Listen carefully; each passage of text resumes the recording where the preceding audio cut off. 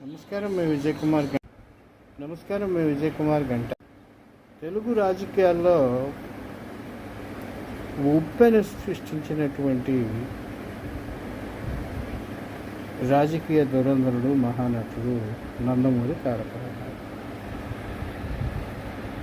అయితే నందమూరి తారక రామారావు తెలుగుదేశం పార్టీ పెట్టడానికి ముందు నేపథ్యాన్ని గమనించినప్పుడు అసలు ఏం జరిగిందో ఏంటో తెలియదు, కానీ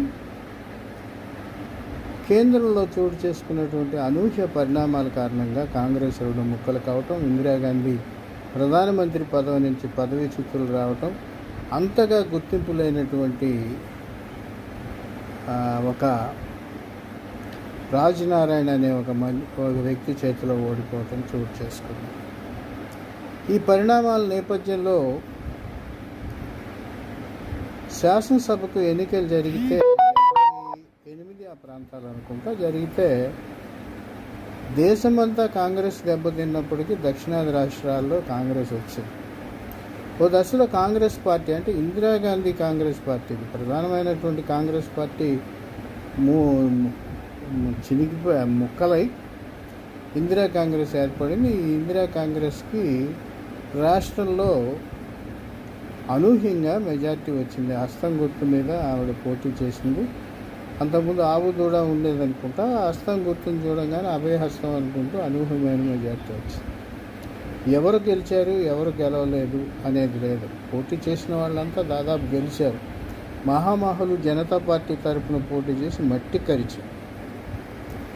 అటువంటి దశలో ఏర్పడినటువంటి కాంగ్రెస్ పార్టీకి సీనియర్ నాయకుడిగా మర్రి చెన్నారెడ్డి ఉండేవాడు. అతన్నే ముఖ్యమంత్రిని చేశారు. ఆ తర్వాత అతను ఎక్కువ కాలం నిలబడలేదు. తర్వాత మొత్తం మీద 3-4 మారి విజయభాస్కర్ రెడ్డితో మొదటి దశ ఇందిరా కాంగ్రెస్ పరిపాలన సాగింది.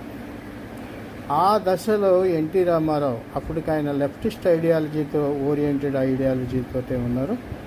కిలో బియ్యం 2 రూపాయలకే ఇస్తానంటాం. కాంగ్రెస్ అప్పుడు 185 పైసలకే ఇస్తున్నప్పటికీ కొన్ని మౌలిక మార్పులు, 2వ కృష్ణుడు 3వ కృష్ణుడిలాగా తలలు మార్చడం లాంటి పరిణామాలు, వీటన్నిటినీ అప్పుడున్నటువంటి మేధావులు, ఈనాడు రామోజీరావుతో సహా ఏబీకే ప్రసాద్ ఇలాంటి పెద్ద పెద్ద మేధావులు, పాత్రికేయులు వేసినటువంటి వ్యూహ రచనలో భాగంగా తెలుగుదేశం పార్టీ రావటం, దానికి నాయకుడిగా ఎన్టీఆర్